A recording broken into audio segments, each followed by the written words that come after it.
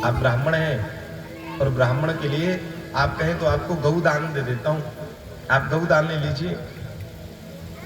और देखिए प्यारे, जीवन में अपने में एक बार गौ दान जरूर करना चाहिए, एक बार गौ दान जरूर करना चाहिए। अच्छा, जिस व्यक्ति ने गौ दान नहीं किया हो और वो व्यक्ति बड़ा परेशान है या अंत अवस्था में चल रहा है, सांसें गिन रहा है, आपने देखा होगा उसके नाम से आप गौ दान करिए। या तो ये कहे प्रभु, या तो इस हिसाब से गौ दान कर दीजिए कि अब जो इनकी श्वासें हैं बस छूट जाए, दुख पा रहे हैं, तो उस व्यक्ति का प्राण अति शीघ्र निकल जाता है। याद रखिएगा ये बात, अति शीघ्र उसका प्राण निकल जाता है और वैतरणी नदी से हमें वही गौ पार कराती है, ऐसा विवरण आता है गरुड़ पुराण में। और प्यारे, मगर गौ कैसे है? आजकल ऐसे नहीं। हम हरिद्वार गए, वहां देखा तो वहां क्या कि पंडित जी गौदान करा रहे थे। कोई 51 रुपए में गौदान करा रहा है, कोई 101 में, कोई 501 में, ज्यादा से ज्यादा जो बढ़िया जजमान रहे वो 501 में गौदान कराए। अब बड़े हम संकोच में, अब हमने पंडित जी के पास गए, पंडित जी महाराज क्या कर रहे हैं आप? 101 रुपए में, 251 में, 501 में आप गौदान कर रहे हैं। अब ऐसा शास्त्रों में लिखा है कि अगर वो वस्तु हमारे पास प्रदान नहीं है तो उसकी मूल्य हम दे करके उसे दान के भागी बन सकते हैं, वही दान माना भी जाता है। बोले महाराज जी क्या करें? अगर हम इन यजमानों से ये कहते हैं कि लाइए गौ का जो मूल्य है 11,000 आप दें या 21,000 रुपये आप दें, तो ये कोई गौदान कराएगा नहीं, और हमारा परिवार तो इसी सारे चलता है। मैंने कहा इसलिए तो आप नरक के भागी होंगे। बोले महाराज कैसी बात कर रहे हैं? अग्रिम अग्रिम बुद्धि ब्राह्मणा। अरे ब्राह्मण की बुद्धि तो आगे होती है। मैंने कहा फिर आप क्या करते हैं? बोले महाराज हम गाय दान नहीं कराते, गाय दुग्धम दानम, मतलब गाय का जो दूध है उतने पैसे में दूध ही आएगा, तो हम भी गाय का दूध ही दान कराते हैं, गौदान नहीं कराते। और आजकल तो बड़ा ट्रेंड, एक फैशन चल रहा है जी, चांदी की गऊ ले आते हैं, चांदी की गऊ, और उसे दान कर देते हैं कि हमने गौ दान कर दिया। मत करो। अगर पहली बात तो अति उत्तम है कि आप कहीं दूध की गऊ देखें, अगर आपको मिल जाए, और फिर कोई निर्धन ब्राह्मण हो उसे आप दान कर दें, और उस ब्राह्मण को दान करें जहां गौ सेवा होती हो या ब्राह्मण उसे रख पाए। और नहीं तो अगर वो नहीं भी रख पाए तो आपने अपना कार्य परिपूर्ण कर दिया। अब वो उसे छोड़ भी दे या किसी और को भी दे दे तो उसके पाप का भागीदार वो है, आप नहीं। याद रखिएगा। और अगर ये व्यवस्था भी आप पे नहीं बन पाए तो गाय का उचित जो मूल्य है वो आप दे करके गौ दान करें।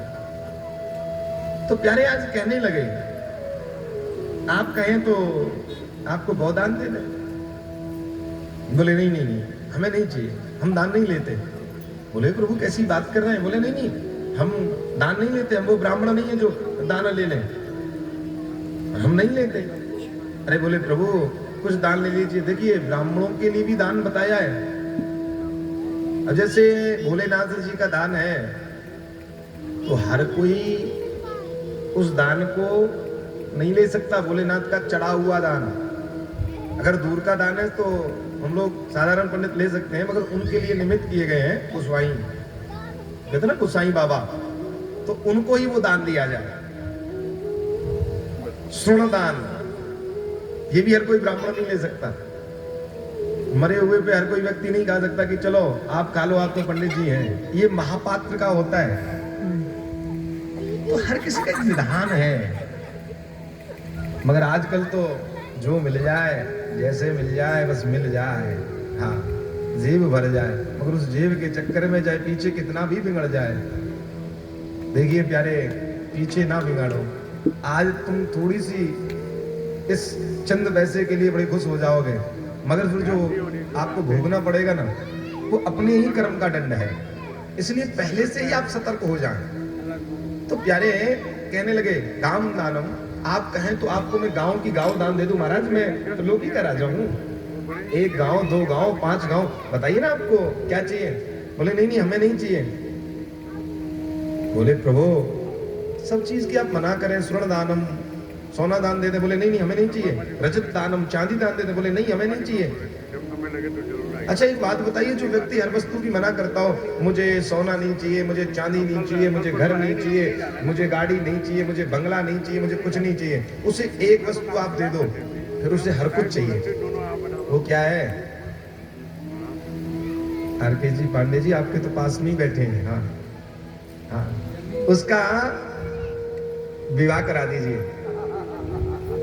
बस आप उसका विवाह करा दीजिए। फिर उसके बाद, विवाह के बाद उसे पत्नी के लिए भी अच्छी व्यवस्था चाहिए, बच्चे के लिए भी अच्छी व्यवस्था चाहिए, पैसा भी चाहिए, और उसके बाद में भोजन की भी सुंदर व्यवस्था चाहिए, घर की भी सुंदर व्यवस्था चाहिए। फिर उसे चाहिए ही चाहिए, फिर मना नहीं करता वो व्यक्ति, क्योंकि विवाह का लड्डू ऐसा है, जो खाए वो पछताए।